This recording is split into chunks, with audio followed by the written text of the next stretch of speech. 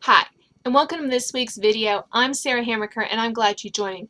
Today I want to talk about the rules for confrontation. Our last video was about the tools for argument. This is we're going to have some additional rules to help our kids and ourselves. Feel free to take these and apply them to your own life so that confirmation is more fruitful. Because let's face it, conflict and confrontation is everywhere. We want our kids to be equipped to handle this. And we want our children also to see that even during an argument, rules need to be followed to ensure a better outcome. So here are some rules for confrontation that we practice in my household. We have to acknowledge the hurt. Sometimes we don't mean to hurt someone, but they're hurt anyway. So we need to acknowledge that. We need to say, I'm sorry I hurt you. Or acknowledge, I know you're feeling very disappointed by what happened. We also need to stress compromise. And this is because most of the time, both parties are partly at fault for whatever happened. And the compromise is good because it helps bring people together instead of driving them apart. Part of the mess we're in politically is that no one wants to compromise anymore. Everyone thinks that their principles matter the most. And I'm not going to get into a political tangent here, but we need to, in our families, we need to stress the fact that compromise is good and show them by our own example how that looks like. When your kids come up with a solution, you let it stand. You let them come up with their solution. You let them see if it works. Because you may know in your grown-up wisdom that it's not going to work, whatever solution or compromise they came to, but you're going to have to let them figure that out for themselves. Really, that is the best way. Let them figure it out themselves. Role play. And I've talked about this before, but I cannot emphasize it enough.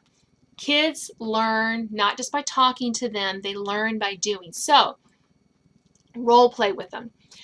Pretend to have silly arguments. Show them what you mean by compromise. Help them to see how they can think through solutions.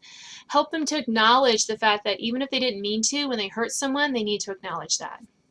Use questions. And I'm not talking yes/no questions, but questions that help your kid really think about what happened. How would you feel if that happened to you? Is one of the ones that I often use. And that's a good one because it helps kids to see how they help them to see beyond themselves. So use questions such as, is what you're saying helpful? Is it necessary? Is it kind? What do you hope to accomplish? What is your goal? How could everyone's needs be met? And when you kind of go through those kinds of questions, is what you're saying helpful? It helps kids realize that sometimes they say things because they just want to get them off their chest, but it's not helpful to the argument. Is it necessary? Again, sometimes they want to throw in all this extraneous information. Well, 2 weeks ago she did X. Well, that's not really necessary to the question at hand. Help them see that that some of the things they want to bring up are not necessary. Is it kind? This is my favorite because, and some of these are yes/no answers, but you want them to think beyond the yes/no part of it. Because is it kind? We want our kids, even when they're having a confrontation, to think about being kind. Because it's not kind to bring up what happened 3 weeks ago that you already resolved, right? So we need to think about, is it kind? What do you hope to accomplish? Sometimes kids just want to go, blah, this is my hurt and I'm out there. Well, is that really helpful? Is that really what do you want? Is that really helping you to accomplish your goal? Because what is your goal? And if you can help them identify what their goal is, if they're thinking of these questions during the confrontation, it will help the confrontation have a more positive outcome for everyone. What is your goal? Again, what do you want to happen there? And the last question, how could everyone's needs be met, is one of my favorites because you want them to think about not just themselves, but the other person as well. How could both of you get what you want? Sometimes one person is clearly in the wrong and it has to be that, apology and restitution is the only option. But most of the time, it's all mixed up together and we really need to make sure everyone's needs are met. And finally, when your household has been really kind of mired into a lot of arguments and confrontations among your children or among the members of your household, Having a blessings jar can really help kind of elevate the positivity in your household.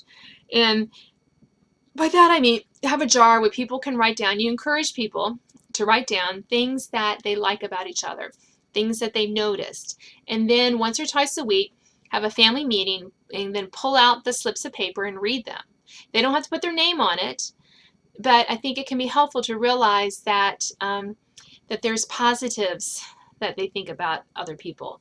And if you don't actually want to have a blessings jar, I often remind my kids of the nice things their siblings have done for them, because we're all about what have you done for me lately and not what you did for me just yesterday. So remind them of that, those blessings of having siblings and some of the things that you can do together. Rules for confrontation, I hope, was helpful. Again, when we help our kids see that even during an argument rules should be followed, we can help them have a more positive and better outcome. I'll see you next week. Thanks for joining.